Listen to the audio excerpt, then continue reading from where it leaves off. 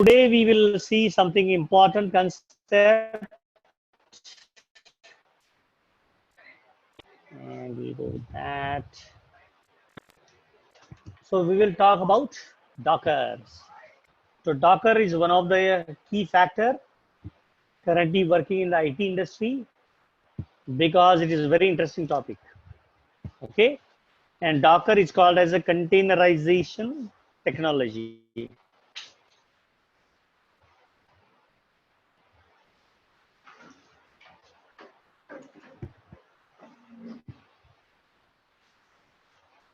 Now, containerization technology is not new. It started in nearly 2000. Okay.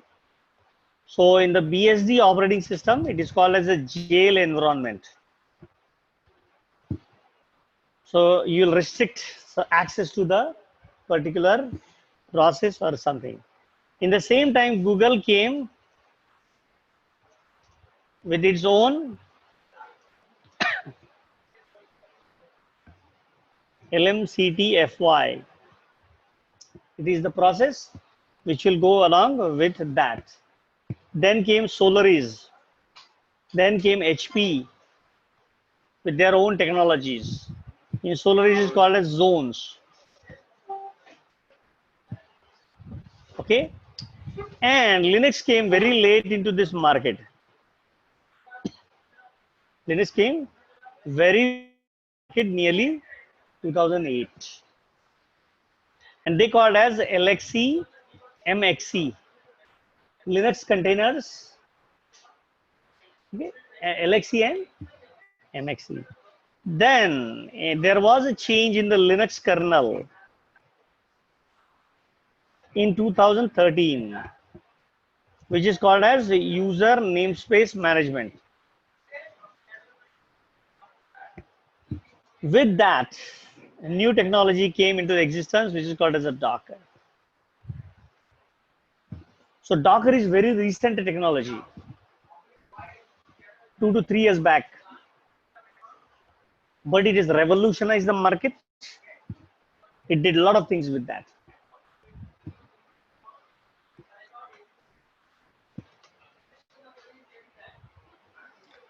Now let's understand what is the difference between the traditional operating system and Linux.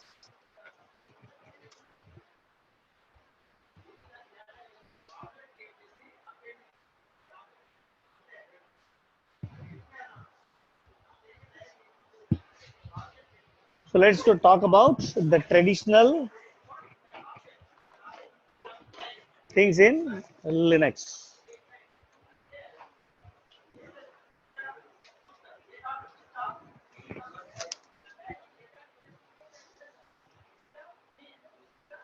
Okay. So let's see some diagram. So where you can get Docker, you can say Docker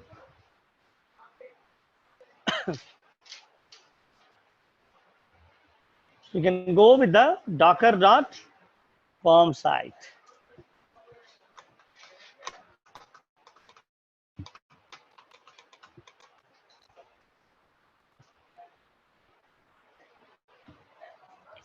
So this is Docker site.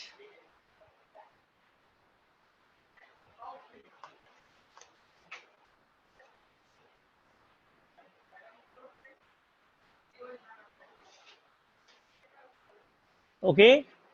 So this is the site, and Docker supports at many levels. So let's go and see what are the levels you have.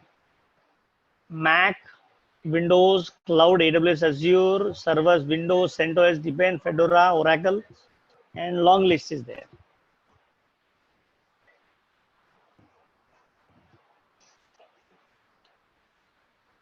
So we'll have a long list. We will go with our CentOS version.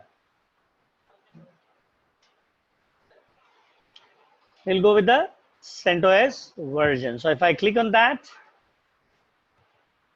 now there are two flavors. Let me increase the size of the font. So one is CE. CE means Community Edition and one is the EE, which is the Enterprise Edition. So we are going with the Community Edition, which is the free version. Okay, we'll go with the Community Edition. So we'll click on that.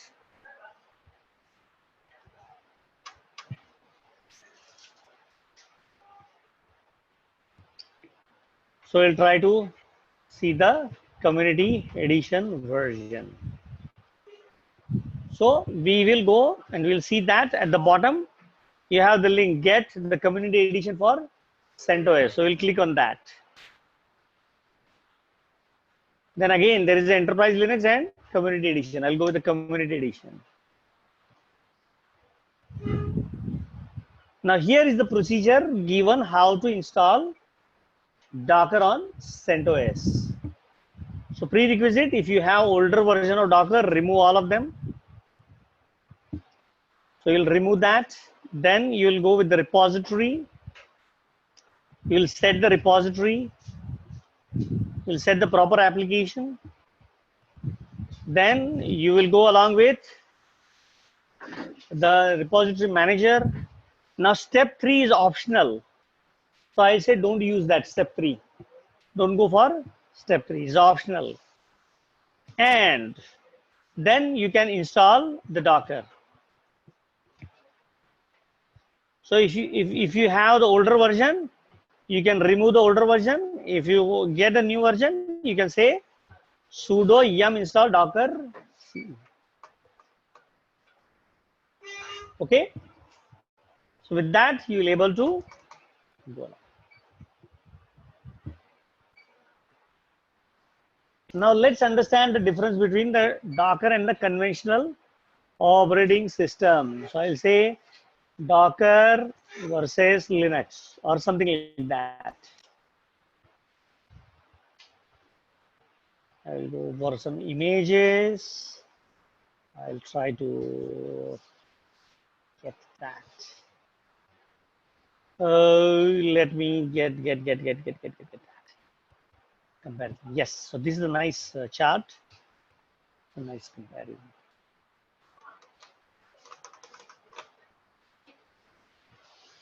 Okay, a little bit explanation there, but we are interested in the diagram. Where is my diagram?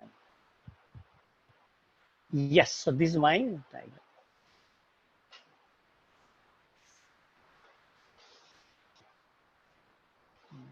So this is my diagram. Now, this is the traditional method you will go, and this is the Docker method you will go. Okay, so let me do something.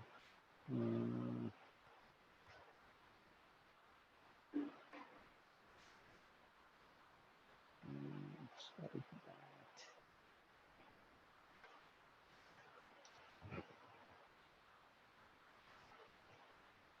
So what I will do, I'll just put it in the right format. Here we go. Now we will be able to see. So basically,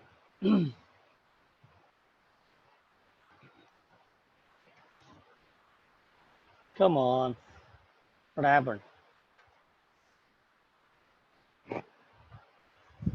I lost everything. And then cut and paste.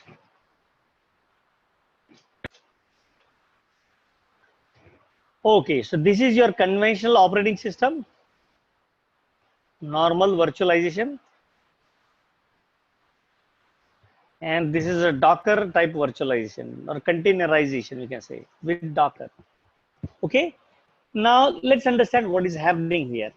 In the normal way, you go with the hardware, you will install the operating system, then you will go with the hypervisor for the virtualization, and then you will create your system 1, machine 2, machine 3, and so on. So here is your machine 1, here is your machine 2, and here is your machine 3, you are doing that. Now when you are configuring these 3 different OS, 3 different machines, how much RAM and CPU need? Let's say this is your laptop. How much RAM and CPU we need? For every one machine, what we are looking? We are looking one CPU and some 1 GB RAM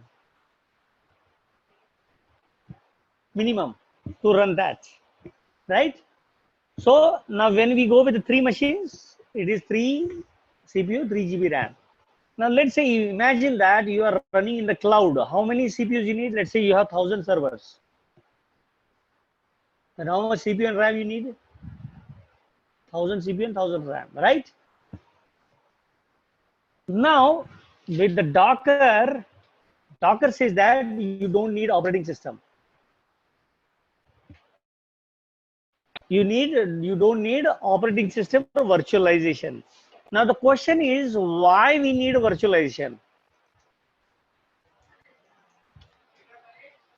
Can somebody try to go with that? Why we need a virtualization? Any idea? Why we need a virtualization? For less hardware? Okay. Less hardware. Means in one hardware, in one server, I can install many operating systems. That is a less hardware. Okay. So one hardware, one server, many OS. Any other thing? Any advantage or any other thing what you are looking for?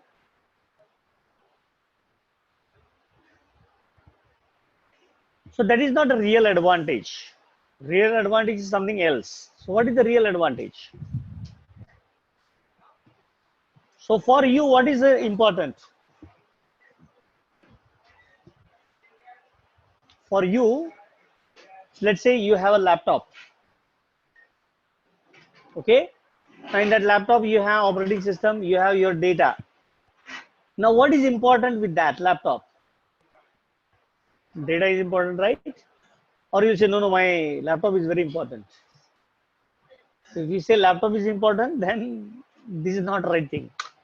The data is very important because for collecting data, you took years together. Hardware, you can throw one laptop, you can buy a new laptop, no problem. But for data, you have to struggle a lot.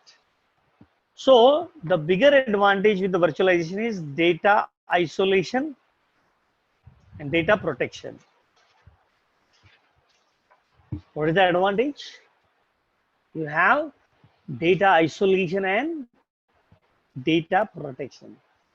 Now, we know there are two companies available in the market. One is iOS, and let's say one is one is iOS, one is Apple, and other is what? Let's say competitor Samsung. Now, when they go to the cloud, they create some VM, let's say example. Now, why they create a VM? Because they want data isolation and data protection. But they don't know that they having their VMs on the same machine. They don't know that their VM is on the same machine. Even they fight outside, when they go data center, they don't know that they are on the same machine.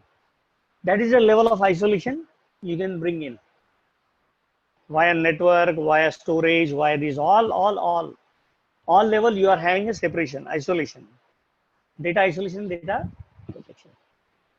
But with the traditional thing, you need a huge RAM and huge CPU.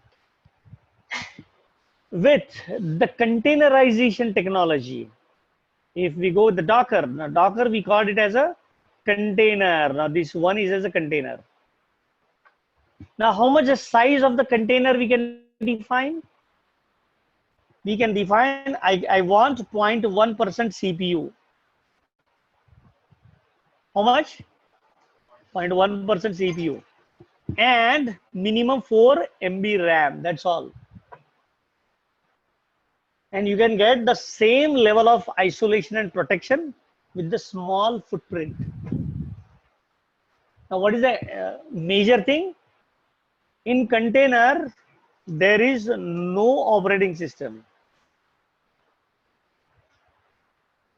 In the container, there is no operating system. And that is where, first thing, the space, memory, and CPU has been saved. No operating system. So from where it will take the operating system? So basically, the container will take the operating system from below OS. So it will take the operating system from this level, this layer. I'm not sure you are able to see that. Let me go with that. This layer. So from where it is taking the operating system? From below layer. Now, interesting thing, right? There is only one OS, but many virtual systems available. Many containers can be available. Now, this container can be of the type Ubuntu. And this container or the other container can be type of CentOS. This can be a CentOS. But the below operating system can be different thing. It can be a core OS, something else. But still, you will able to run all the applications in the container.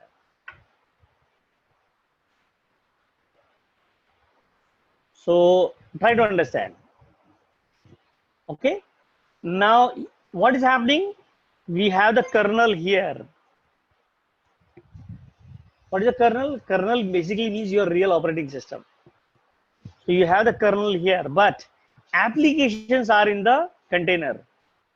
All the applications are in the container. You see that app 1, app 2, app 3, and the dependency libraries will be there in the container. Nothing else will be there in the container. No operating system inside the container. So when we start the container, what it will do? It will take the help of this kernel and it will start the application. It will start the application or whatever it is there in the container. So that is the first difference you can see. So first is it doesn't have any operating system. Second, it will work with a very, very small footprint, very small CPU, very small RAM. Now, if I am going with the virtualization, here I have 1000 CPUs and 1000 GB of RAM. So how many machines I can create? I can create 1000 machines or 1000 systems. Here with the same CPU and same RAM, how many containers I can create? Millions of containers I can create. So that is another advantage. What is the advantage? Due to the small size, I can have many containers with the same level of data isolation and data protection. Okay, so this is clear. So any question, any doubt at this moment?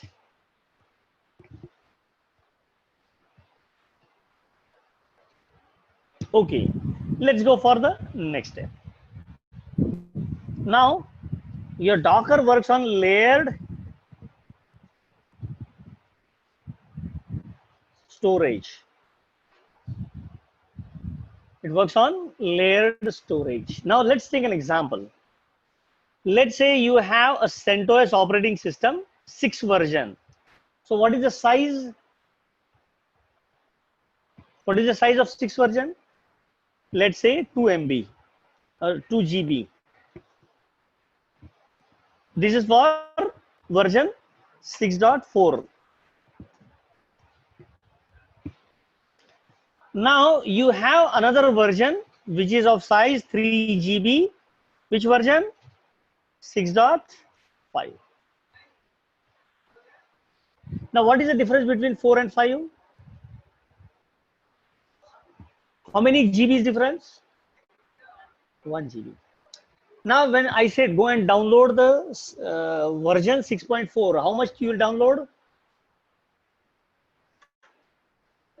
When you are going with this version 6.4, how much thing you will download? 2 GB. And when I say 6.5 version, how much you will download? 3 GB. But when you go with the containerization, let's say this is version 6.4, and let's say this is version 6.5. Now, whenever you are downloading the version, it will already check, hey, is the 6.4 available? Yes. So it will only download the difference. It will only download the difference. So it will not download the entire thing because of the layered image, layered storage. So it will store the operating system or the application in layered form. How it will store? Layered form. Now see that interesting thing? You don't have to download the complete application. What is the difference? That is only you download. So what is the advantage? Faster download. What you have to download? Only the delta. You will only get the change. Rest of the thing is already there. Now we can go with one example here, and we can go with that. Now traditionally, when you go with the installation, how will you go? So traditionally, when you go with installation, let's say you want to create a Git bucket. So what do you do? How will you go with the Git bucket? So first you will go with the operating system, and then what you will install? So let's start from the top to bottom. If you want to go with the Git bucket, what you will do? So first you will get the Git bucket, then you will have that on Tomcat, and then Tomcat needs Java, and Java need operating system. So you have the, but what is your approach? You will first go with the OS, then Java, then Tomcat and Gitbucket.war. That is how we'll go with that. Now, when you are having the Gitbucket.war, is the if config command is related with the Gitbucket.war? Is the reboot command is related with the Gitbucket.war? Those are operating system level commands, right? So when a container is get developed for the normal thing, how we go? We go from operating system level. We go from operating system level to the application. That is how we will go from the operating system to application. That is what is our approach in the traditional installation. But when we are going with the container, it's a reverse approach. It is the reverse approach. It's a top to bottom approach. So what we need in order to work with that, first we will get the Git bucket var.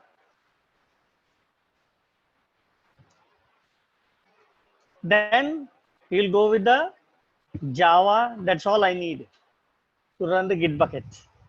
And then I will say, this is my container, because there is no OS.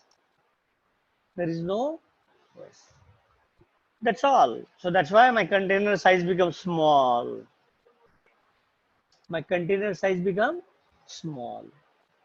So let's go and go with the advantages and disadvantages. What is that? With the normal virtualization and with the containerization. So what is the normal? Full download is needed. You'll say layered download. So that means download is fast. Is slow, download is fast.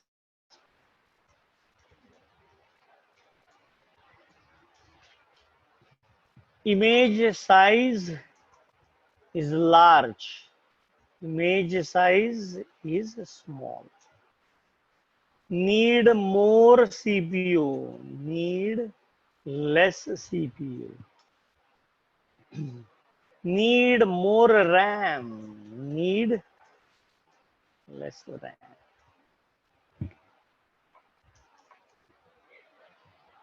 Take minute to start. Take 3 to 4 seconds to start. See how fast it is. There are a lot of advantages with that.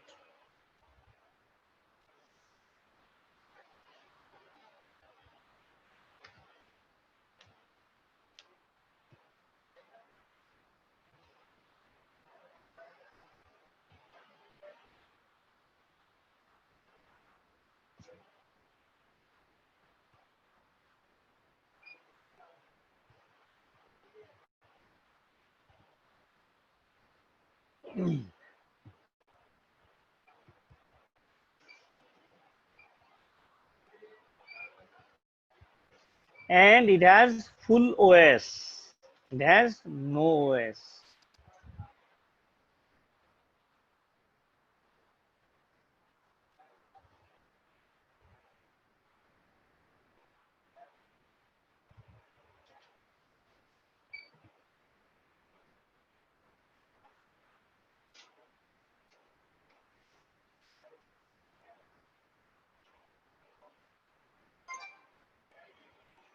Okay, so these are the some advantages of Docker. So any question, any doubt at this moment?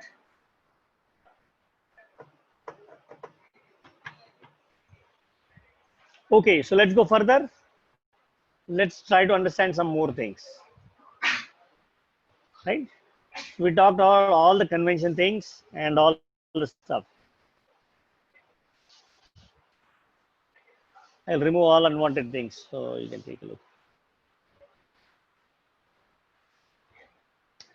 Okay, so this is the basic building block of the normal virtualization versus Docker. Okay, so here you can see that you have the guest OS. Here is no OS. So here reduce the size directly. No OS is needed. No repetition of OS. I can get same level of data isolation and data protection. We'll go with that. Right. So this is how we will go. Now let's start working with Docker. So let's go with that. So I am in my CentOS machine and I'll go with that.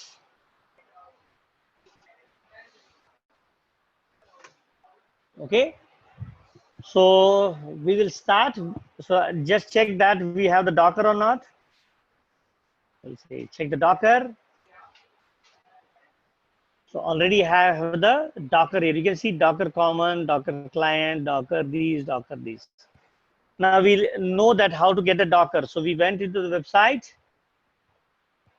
and we said yum install Docker community edition. But before that, you need to make sure that you are having a proper repository and so on. So this URL, we know how to go with this URL. Let's go with once again. Okay, let's try once again. So you'll go here. Now you will say Docker community edition. From there, you will go to the bottom. You'll go with the Docker Linux CentOS. Then you will again go with the community edition CentOS. And go. Now you see that they are giving estimated time, how much time it will take to read and how much quickly you can do that. Very easy. So if you are on normal, you know what to do, you will go with that.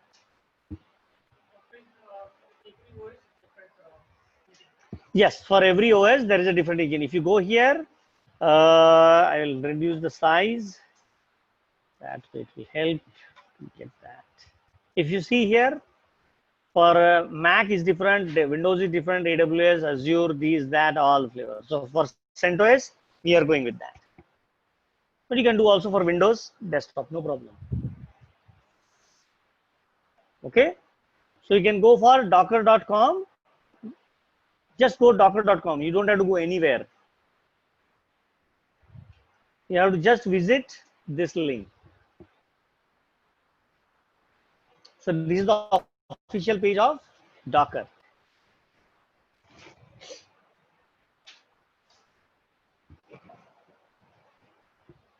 Okay. Here we go. Now I will go with my CentOS box. Go with that.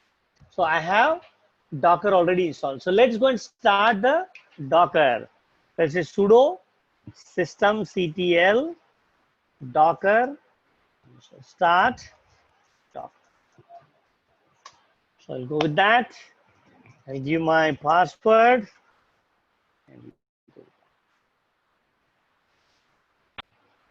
So it will start the Docker service. How to check that? ps-ef pipe and you see the Docker is running there. Okay. Now we started the Docker service. Now in our previous session, we learned about the Vagrant. And when we are going with the Vagrant, what we are going to use? So in the Vagrant, we uses the boxes. We downloaded Vagrant boxes, and from that boxes, we created the VMs. Similarly, in Docker, you will download images. And then from that images, you will run the containers. You will download the images, and from that images, you will go with the container. So how to get these images? It's a Docker hub.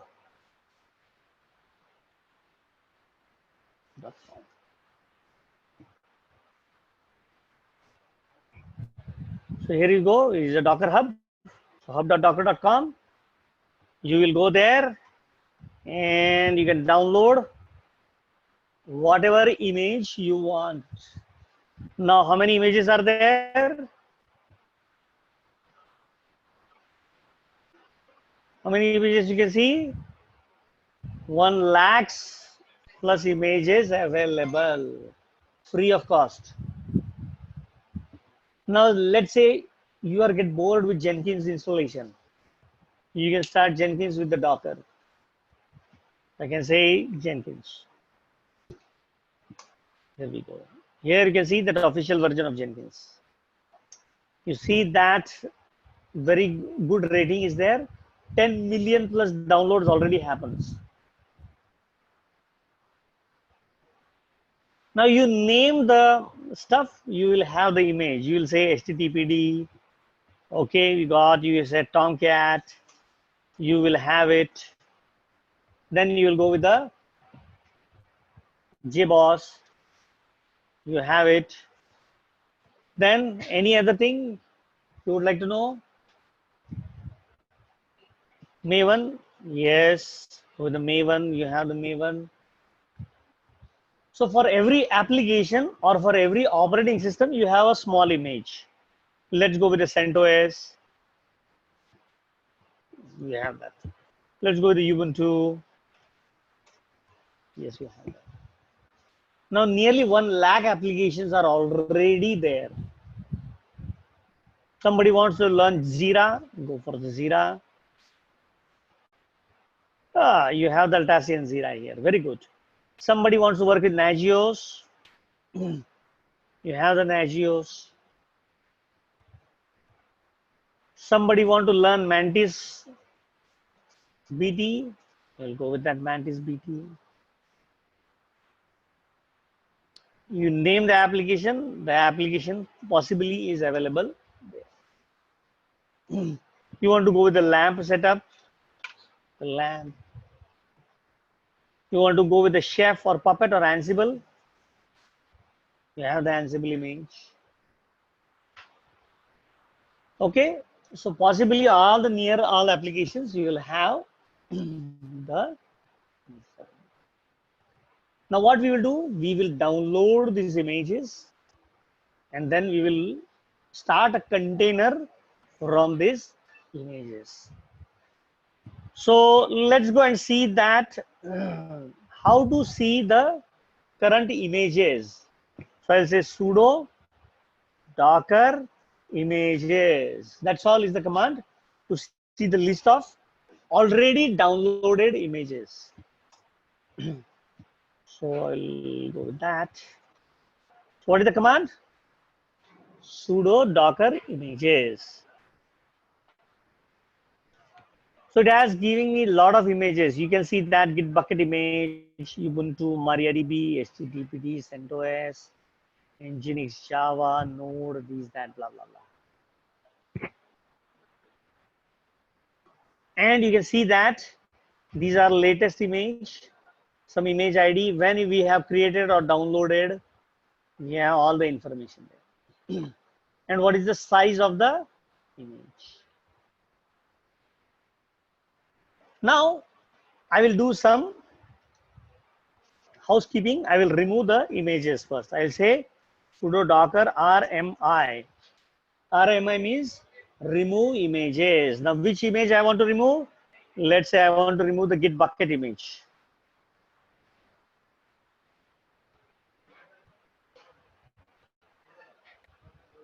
So I can remove that. Now it says that some container is already using that image. So first I have to remove the container and then I have to remove the image. Okay. So I'll say sudo docker rm. Rm means remove the container. RMI for image, RM for container. So what is the container? So I'll go with the container ID. So first remove this container and then I will remove the image. So we'll go with that. Now you see that deleted, deleted, deleted, deleted, deleted. Now why it is saying so many deleted? Because these are layers. So it is removing the layers.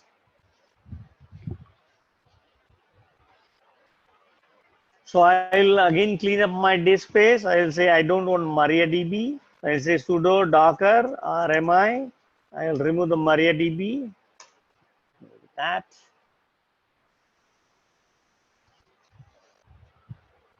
What is going, and it is deleting the layers. So we know that Docker are in the case. I have Nginx CentOS HTTPD. I will remove that. Sudo docker rmi httpd. And if you want to remove two images, you can remove the two images, no problem. You can give in the line at a time. No problem. So you can remove that. Good. So first has been deleted, second has been deleted. Right. So it will delete the necessary images. Now you have only two images. Now we want to download, let's say example, Jenkins image. I want to Docker Hub and I will search for Jenkins. And what is we have? Jenkins. Now, if you want more details, how the Jenkins got created and so on, you can click on the name.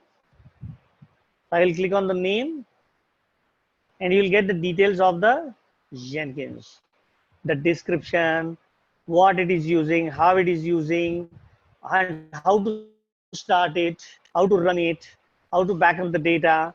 All the details is given here. Okay. Now, important detail that we will go, how to download. We'll say Docker pull Jenkins. That's all. So I will go to the my interface. I will say sudo docker pull in the Jenkins image. So what it will do? It will go to the internet. It will automatically download the Jenkins image. Let's go and see that.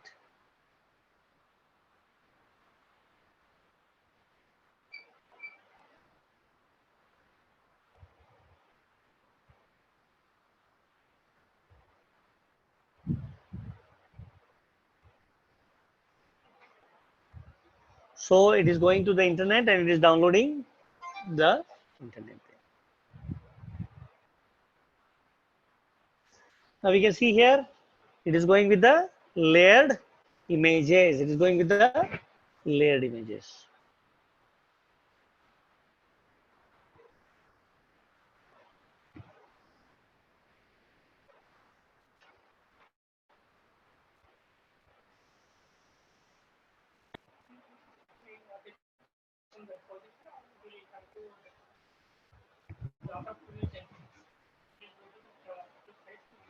It is going here. It is going to the Docker's IO library Jenkins automatically. But if you want to define your own repository, you can do that.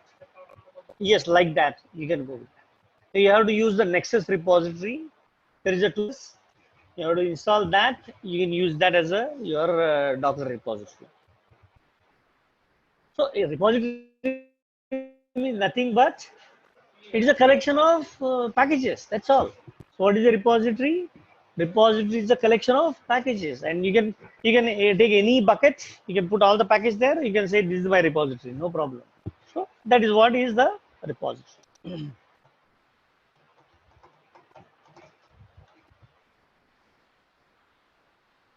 Going and downloading the image, it will take some time.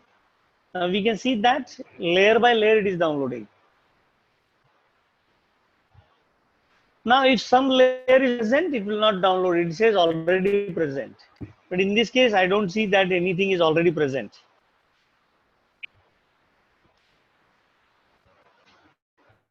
Now, why it is broken into layers? Suppose it is acting like a torrent. How we work with the torrent? The files is kept in various servers. You'll get 111 pieces from all the servers. And then lastly, you'll combine all of them. So it is using the same principle. It has broken the layers into pieces, and you can put the pieces on various repositories. Now you can download from 4 or 5 repositories at a time, no problem. But currently we have only one repository, so you get going with a slow one at a time. So it will download 3 chunks at a time. That means 3 blocks at a time. Now, looks like these blocks are bigger block, but other blocks may be a small block, maybe few bytes, few kilobytes or something. Yes, so this is bigger block 50. This is the bigger block 45. Now, once you download it, where it will go? So it will not store in your local directory specifically. It will go into the special area. Now, what is that area? Let's understand. So while it is downloading, we'll go with the further things. Let's say sudo docker info.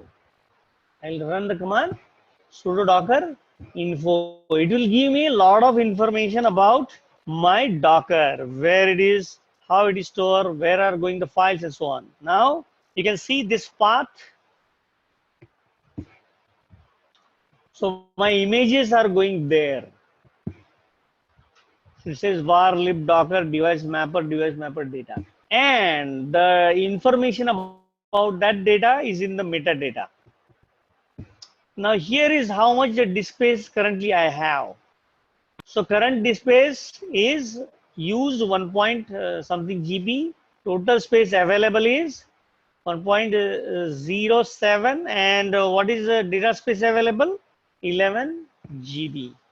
Then it says metadata to space total this available this. Now thin pool minimum free size should be 10.74 GB. So you will get literally a good information about Docker. Now what is the information? Let's go up. Okay. So now how many containers are running?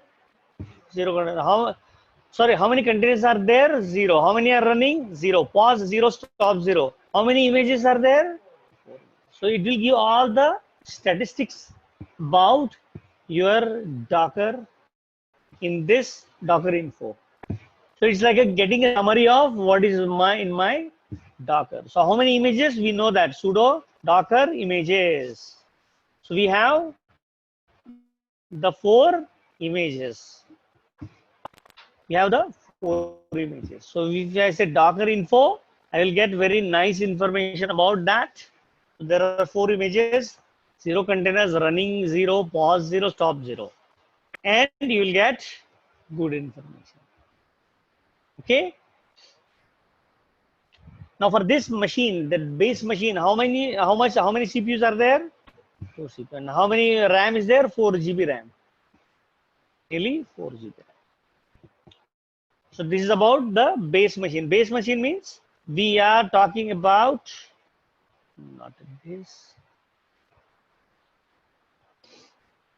So we are talking about this layer. Which layer? We are talking about this layer. So this has 4 GB RAM and 2 CPU. And on top of that, we want to execute some containers. So Docker info will give the base information, base operating system information. Where my data is stored, what is the metadata, what is the CPU, what are the RAM and everything it will be. Now this can be a VM also. This can also be a VM. It is not that it should be always a physical machine. Now I am also doing the same thing. In the VirtualBox, I have created a VM, CentOS, and that I am inside that I am going with the Docker. So now first I have Windows, inside that I have Linux, inside that I have Docker. You can go with that way. Let's go and see the download status. So download is still going and going and going. Let it go. Now, how to start a container from given image? Let's say we have image. Let's say we have images. Let's say we have a Ubuntu image or CentOS image. Any image you can take. Now, let's say I want to start a container from that image. Ready to go? We'll go with that. I'll say sudo docker and I will say run. I'll go with the run and I will say -rm. rm means remove the container once the container is stopped. Okay? What I am saying? Remove the container when the container is stopped. Don't keep the container copy. Remove it. Then -t for terminal, I for interactive terminal.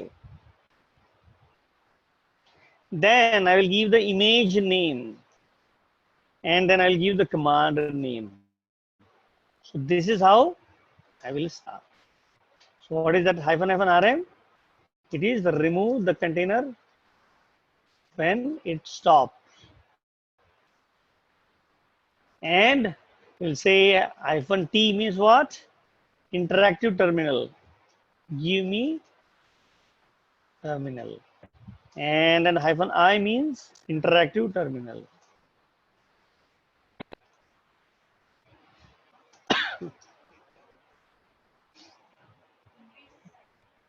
Pardon? I'm not able to see that. Here we go. Okay.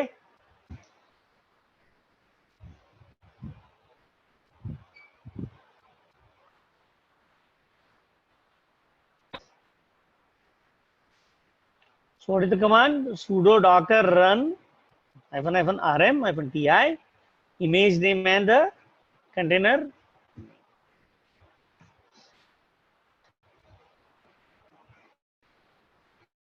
This clear?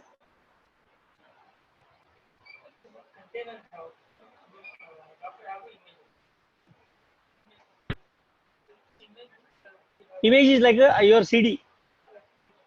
From CD, you're creating the VM. So here image, from image, you are creating container. That's all. VM is like a VM, but small footprint. Sorry?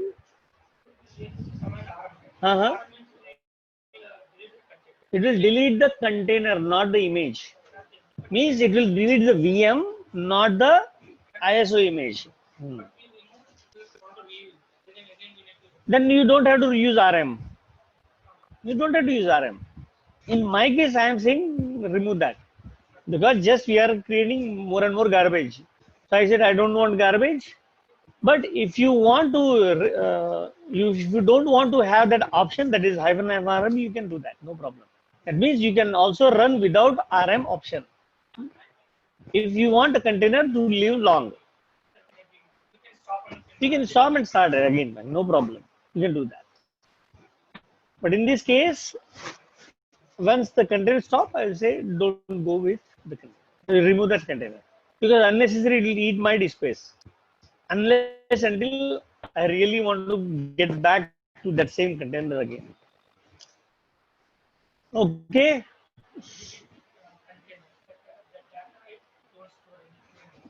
In the container, there is no data.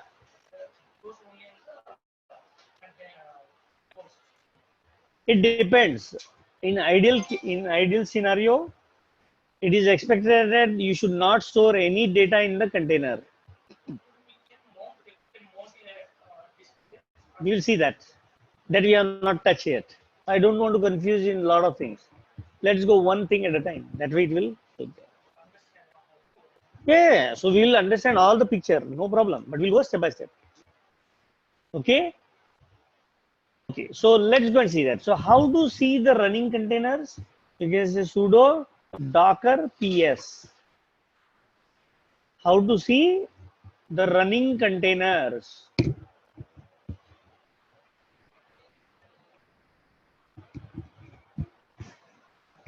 It's a sudo docker. Yes. Process. Process status. PS. Ready, steady, go. When I run that command, you see something like that. But let me fit in the screen. Yeah. So we'll say sudo docker ps. Let me make that screen small for time being, and then we will make it bigger. Yeah. So what you will get once the container is running, you will get the container ID from which image is started, what command it is running, when it was created, what is the current status, what are ports are used in that, what is the name of the container. You will get all the details there.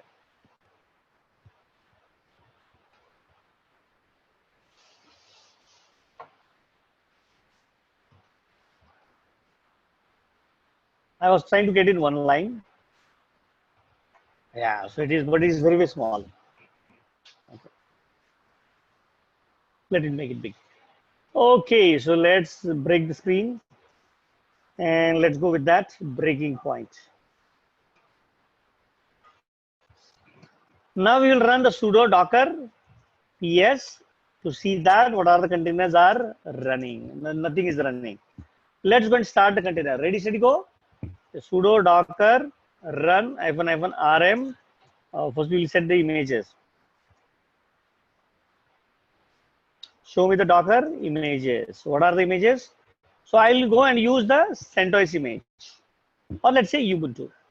Ubuntu is more good. Now I'll tell why it is good. I will tell you. So let's say sudo docker run -rm -pi and the container name and the image name and the command. So first command I'll say bin bash.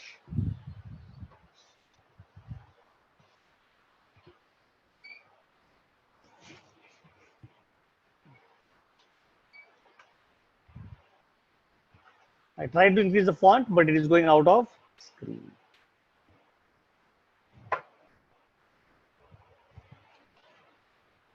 Sudo docker run -rm -pi docker image name and the command. Now currently which machine we are? We are in the some DevOps training machine. What is which user we are working? Normal user. Now once we run this command, we will directly log in into the container. We'll directly jump inside the container. Ready, steady, go. Here we go. So we are jumping into the container.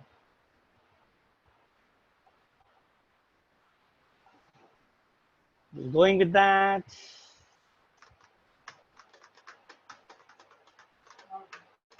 Pardon? That is the image name what we have get from here.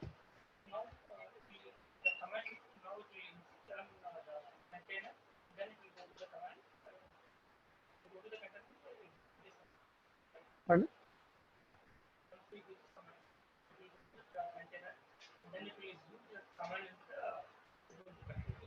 Okay, so basically what it will read this image. It will start a container from that image, and then it will run this bin bash command inside that. Right now you can see that I am inside the container.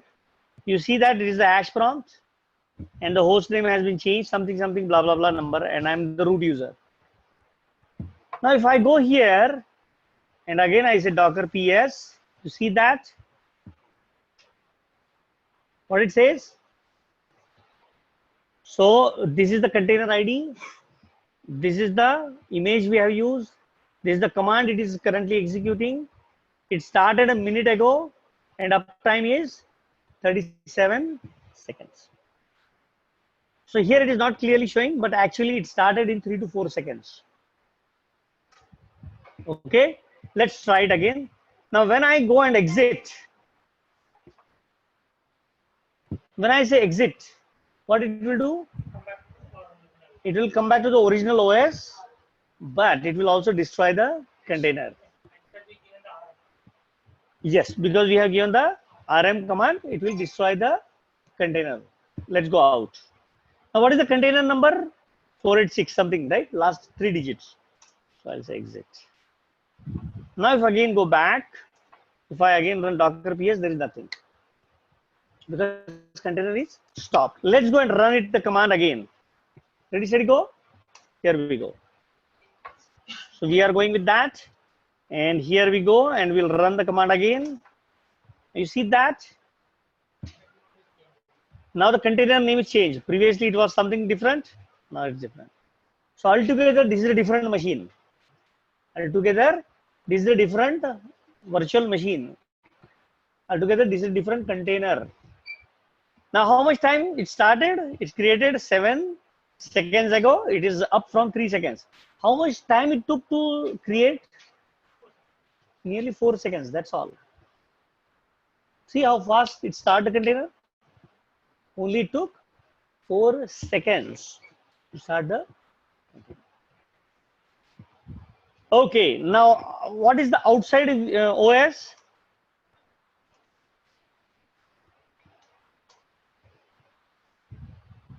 Right? Or I can say OS release. It is a CentOS 7. Now what is my container?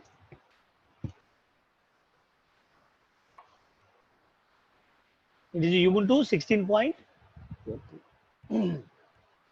That is why I said let's choose the Ubuntu, because on top of CentOS you can have Ubuntu container. Like on top of Windows you have Linux VM, right? So on top of Linux you have Ubuntu. On top of CentOS you have Ubuntu container. Now I can also start a CentOS container, no problem. But which kernel it is using? It is using CentOS kernel. But it is running which OS? Ubuntu OS. Now that is the beauty of that containerization. Okay. Now important thing. When I go with the OS, and when I say top is a command used to see how many processes are running in my system. So how many processes are running in my system? 216 processes. When I go to the container, how many processes is expected to run? Only one, which is the bash process. And now we will run the second process top. So you have only 2 processes. So let's go and see that. So now you see that how many processes? Only 2 processes we have.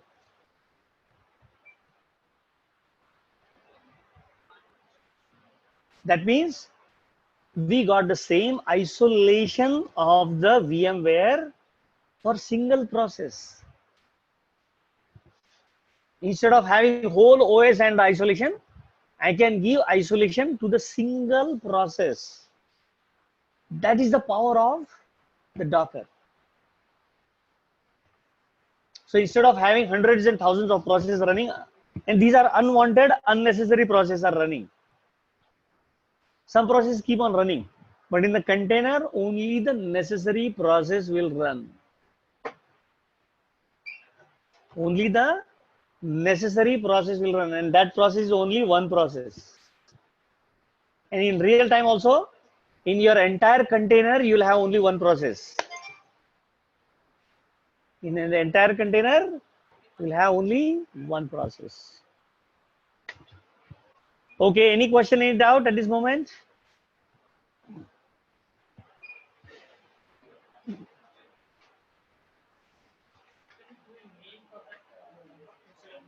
Pardon? Yeah, we will see that. Don't worry. Definitely we'll see that. But let's go first and understand why we are doing all these things.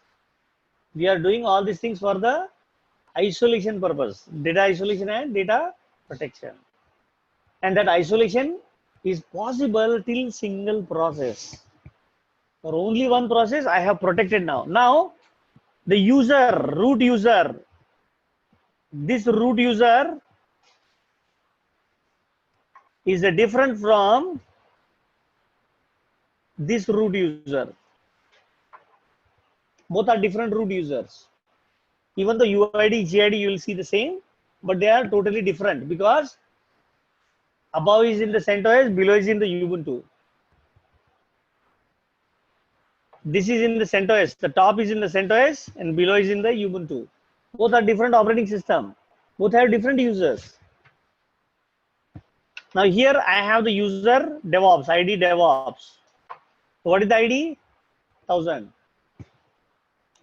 Here we can go with the user there. You can create another user DevOps or some other users.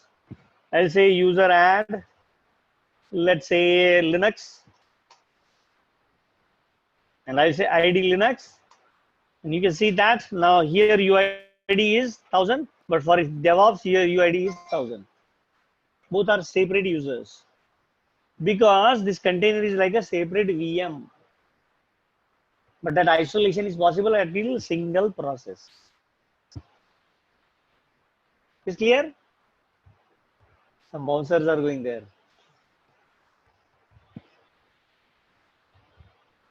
Okay. Yeah, feel free to ask any question, no problem.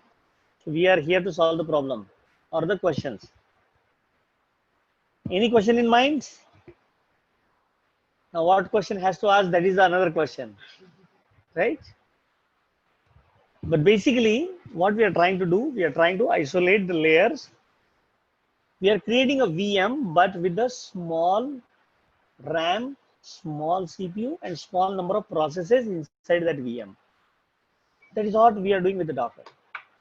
Small VM, small process, small memory, and inside that we have very, very few processes running inside the whole container.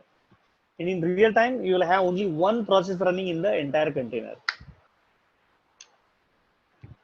Okay? This is clear? Ready, steady, go?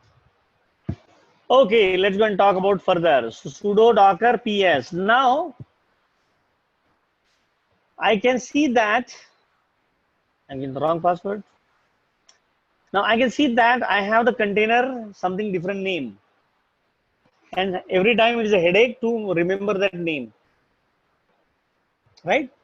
So you can give some name to the container also. And the name is possible in two ways. One, you can give outside name is different, and we can go inside name is different. You can have that possibility.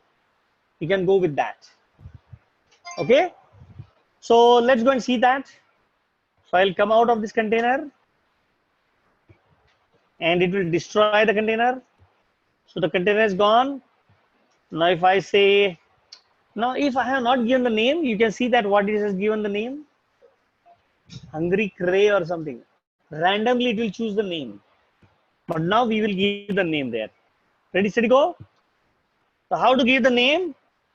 You have to pass the argument as a host name and the node name. So I'll say hyphen node, and what name you want to give? I'll say external, and I'll say hyphen host name. I'll say external. What I'm saying, I'll say node external, host name internal, or something. I can give any name there. So you are giving the names. Okay. Shall I start a container? Without RM, we have to start? No problem. What is the problem there? No problem at all. Ready? Go. What it says? So node is not there.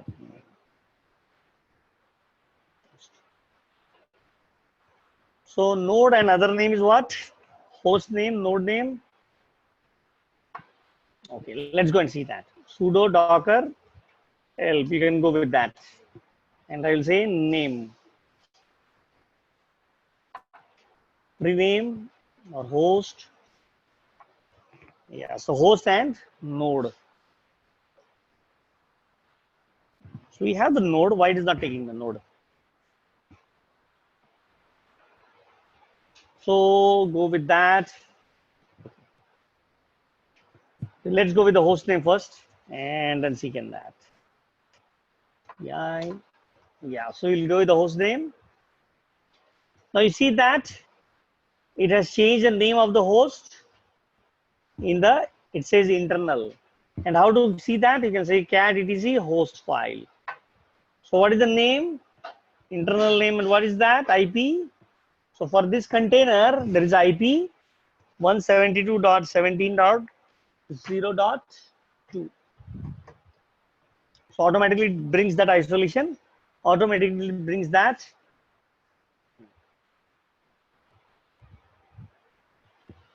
So I will come out, I will see that why our node is not working.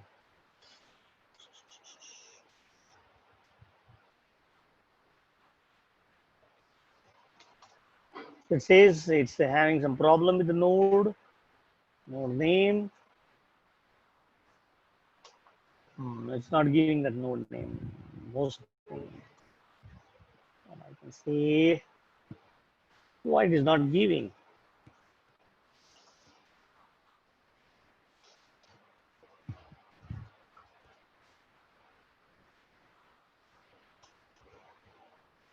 Add host name, this, that, add host. So it is there. Name. So we are just giving the name. Okay, fine. So it is not the node name, it is a name. Make a correction here. So external, we have to just give the name. Sorry for that. So we'll give the name there. It's not a node, but it's a name. Now it will have the container with the internal name. You can see here. And when I say Docker PS,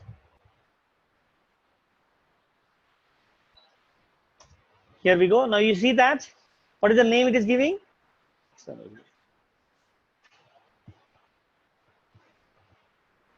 that is the name I can give from, I can see from outside. And once I log in, I can see some different name inside that.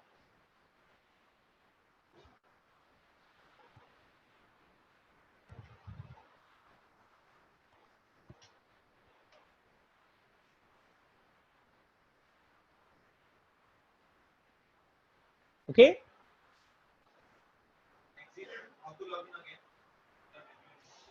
We'll see that.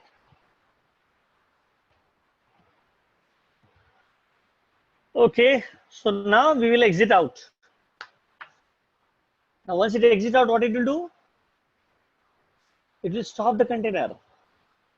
Automatically it will stop the container because bash is not running. Once we say exit, bash will stop. And once the bash is stopped, the container will also stop. So let's go and see that. Now if I run this command again, let's see what happens. What it says? Yes, it says the container name is already available. You cannot use. Now you have to give something new name. Or you can remove this host name and this and that, and you can say that start this container. So what is the container name or the container ID? You can see this container ID. Or you can see something with that. You can say sudo docker ps. Now is the container stopped? Yes, but now I can see I'll use the -a option. -a option show me all, which is also stopped container. I'll say more or less. Now you see that there is a container, which is this is A. And what is that? It says exited 0. So it is in the stop state.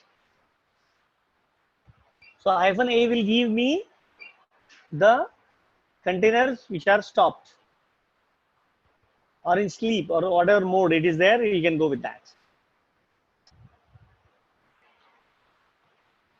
You can see the same number here, 8FE 3378 something blah blah blah.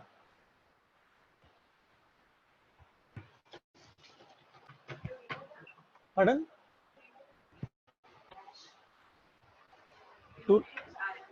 Yes, you can use RM to remove that container which is dead, which is stopped.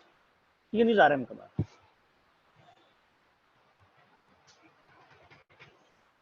Okay. Now shell, we have to restart that container, right? So what we can do? I'll go here. I'll say sudo docker start and the container ID. What is the container ID? Or I can give this full container ID name. No problem. Both are same. It's like a SHA value. It's a SHA only. It's nothing different. It's a SHA value only. Okay. So you can go with that. Start. So it says started. Now let's go and check that. Sudo docker. Yes, it started. Yes. So now it is started. Now it is running there. Now how to stop it? Sudo docker stop and the container ID. Stop it. You stop the container. Let's go and see the PS. Stop. So it is like a same vagrant up, vagrant down, vagrant halt, vagrant this, vagrant that, vagrant destroy. Same thing. Here you will say docker, sudo docker rm and remove the container. Vagrant destroy. Right? I'll remove this container from disk also. If I say sudo docker ps -a, only one is there. This will also I remove. This will also I'll remove. What I'll say sudo docker rm. I'll go with that. And also remove that. Now if I go and say again docker ps -a, nothing is there now. Because even there is no stopped images. No images, everything is removed. Now no running containers, no stop containers, no dead containers, nothing. No containers are available.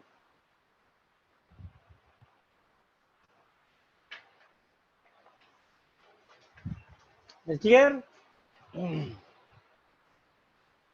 Okay. Now let's go and start the container again. So I'll go with that. Start with that.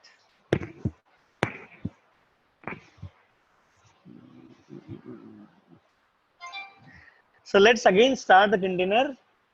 Now we will see something more interesting. Let's go see that. So I'll start the container.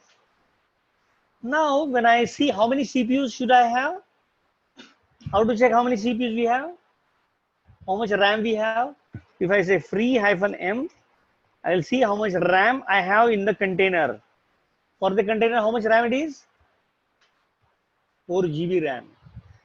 So by default, when you start a container, There is no restriction on the container.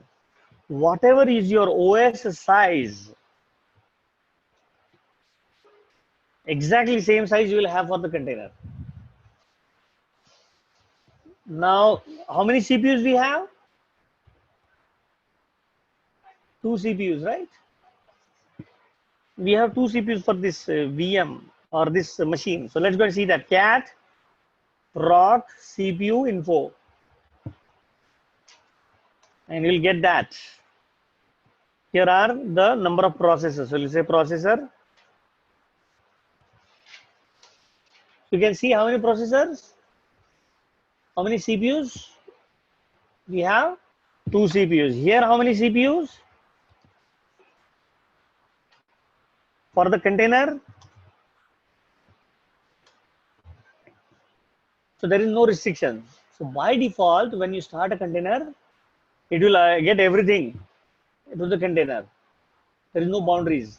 But now we will set the boundaries to the container. I don't want to give so much RAM, so much CPU to the container. I want to give that small thing. So I'll come out of the container and we'll go with something. Now, how to define the boundaries? So when you say -m, you will give the memory. And then -, memory swap. I can define swap memory. And I can go with the CPU share.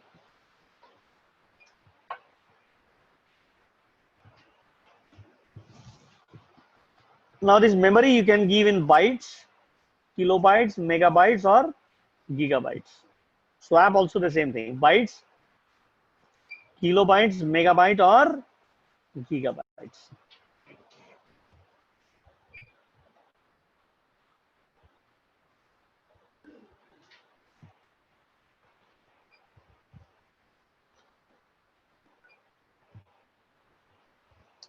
Then CPU share. Now this is important.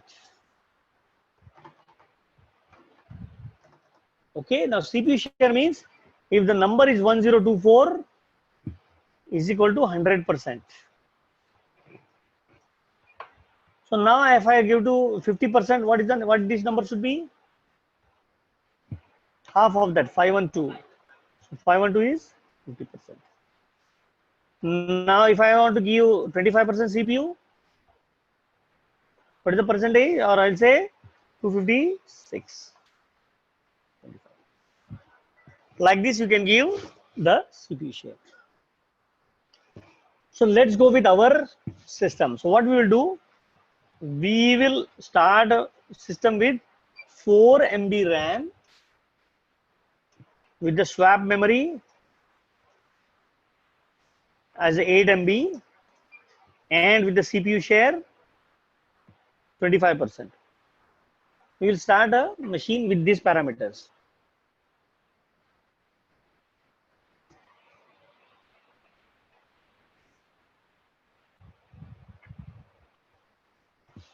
We'll start machine with these parameters. What this parameter will do? This will put the boundaries to the container. Only 4 MB RAM, swap memory is 8 MB, and CPU is of 25%. Clear? Shall we go? Okay. So let's go and jump on that. Now I'll run the same command but with this option.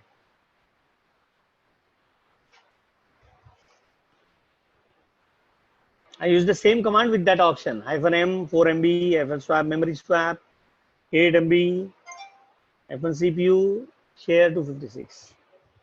Ready, steady, go? Let's run that. So it started my container with that small footprint. So now my container boundaries are set.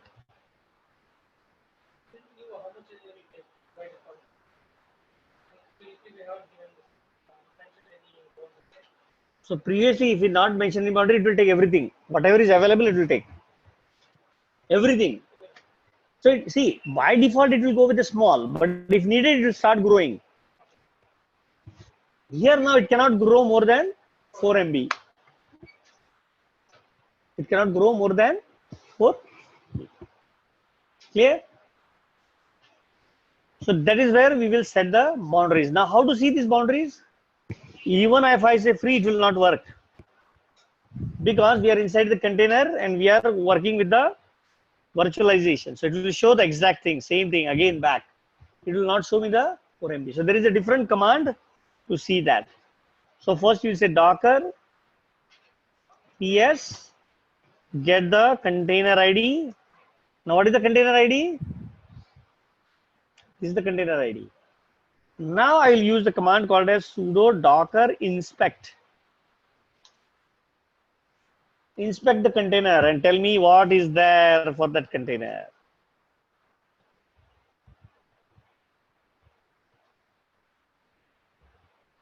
Okay. So we'll say sudo docker inspect and the container ID. So every game is with the container number, container name, image number, and image name.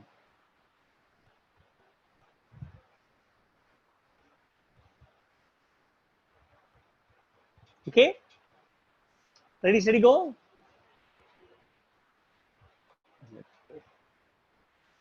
So now this is like your OHI process. What OHI will give? All the details of the operating system. Similar, this will give the detail of container. What is the process running? Is the container status is running or not? What image ID it is using? And what are the different things available with that? Let's go with our memory part. Okay, so here is important thing. Let's go back. Now, how much CPU share we have given? How much memory we have given? So it is showing 4 MB RAM. And if we go with the swap, how much swap memory we have given? Now, whatever the parameter is showing, you can control all these parameters. So there are nearly 200 to 300 parameters you can control. Disk quota, up limit, down limit, CPU count. Now currently, what is our CPU count? 0. That means it will take all the CPU, whatever it is needed. 2 CPUs, if you go with the 2 CPU, because we are not restricted CPU. Pardon? No, that is a share. Share means how much percentage I want to give that. So I said only give 25% of whatever is allocated. Okay, so if you have 1 CPU, of that 25% you will get for that container. That is what we are saying. So it's just a sharing, how much share you want to give. Is clear? Now you can also do some reservation and CPU pinning. CPU pinning means, let's say you have 8 CPU in your machine. And you want to say that I want to start a container on the 8th CPU. You can do that. And that is called as CPU pinning. You can pin the CPU, specific CPU you can allocate for specific container. To distribute the load properly, you can do that. Okay. CPU count, CPU percentage, blah, blah, blah. A lot of things you have. RAM size, group name, blah, blah, blah, blah, blah, blah. Lot of things are there. Now, how to get all these parameters? You can easily go with that docker run, sudo docker run -- help. These are all runtime parameters you will get. What happened? It says sudo command not found because we are inside the. This is limited OS. Nothing is there. Let's say sudo docker run help.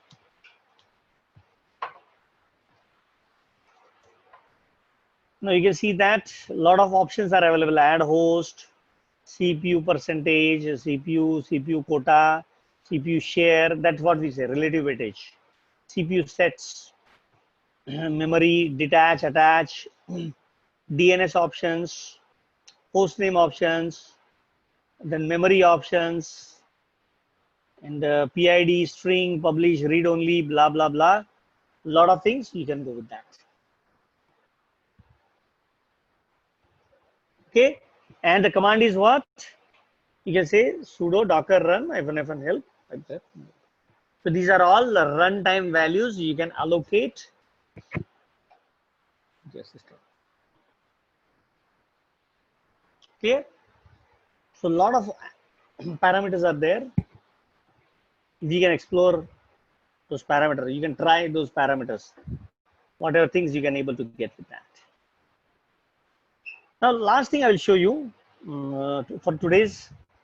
So I will again log in with the container. Now, in the container, so if I say df-h, and let's go with that. I will go with the command mount. Now, mount will tell me what are the hard disk partitions are available. Like in Windows, you have C drive, D drive, Z drive, something, right? With the mount, you can get the partitions available in your Linux operating system. You can see that there are a lot of virtual and physical partitions are available. But I am interested in the root partition. Let's say pipe grep. Let's say slash.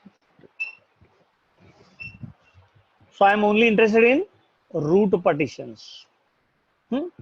Now here you can see that what is the current mode? It says read write mode. That means, let's say example, you are running a web server. Somebody hacked your container and they come inside the container. Now they can make the damage to your container. They can make the damage to your container. Now you can protect that, saying that I don't want my root partition should be read write mode, but I want only in the read only mode. I want only in the read only mode. So currently my partition is in the read write mode. So anybody can go and create a file. I'll say touch slash abc.txt. So my file got created. Anybody can go and tamper that. Now I'll exit out. And now I will run my container with the option called as -, read only mode. That's all. Just you have to give read only. Now once I start the container, I will again go with the mount pipe grep command, and we'll see that. Now what is the it is showing read only. Now somebody try to touch slash abc.txt. What it says? It is a read only file system. You cannot tamper this file system. Even you cannot modify anything small bit. So it is now protected. That means nobody can do any change on your hard disk. That is what is the meaning of that. What is that? Nobody is allowed to change anything on your container hard disk. So it is saying this is the read only. You cannot do anything with that. You cannot modify the content. You can also not do that.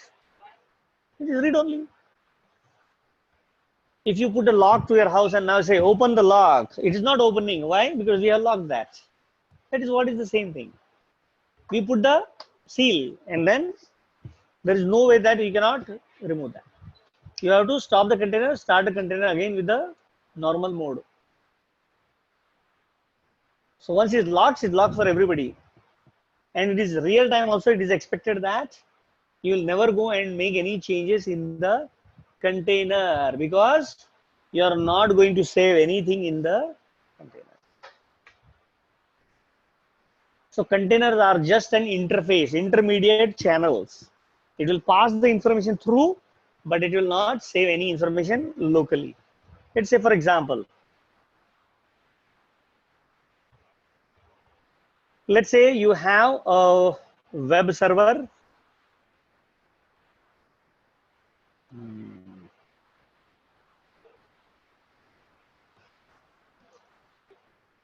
Let's say you have architecture of web application. So what is the web application? First, you will have the load balancer. Then you have web server 1, then you have web server 2, web server 3, and so on, so many web servers behind the load balancer. Then you have caching layer in between. Then you have lastly the database layer. So when a user is login, where is data stored? So this is the web layer, this is the cache layer, and this is the database layer, and this is the load balancer. Now when user logs in, let's say you are working with the banking system. When user logs in, is he storing the data in the web server or in the database? Database, right? Now instead of that web server, what is recommended? So we'll remove this layer and we say that, hey, don't use the physical virtual machine, but go with the containers. So we are having the containers. For caching also we have the containers. Because nothing is stored inside the caching server, nothing is stored inside the web server. Everything is in the database. So your database servers are physical servers. Rest of them is everything is a container. Rest of them, everything is a container. Because you are not storing any data in the container. Is clear? Now, what advantage you get? You have the small web server footprint. You have small things available with that. Okay? Is clear?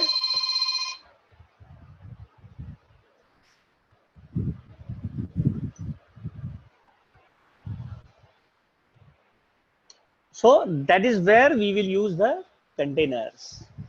So now we can, how fast we started the container? 4 seconds. How much time it will to start normal web server?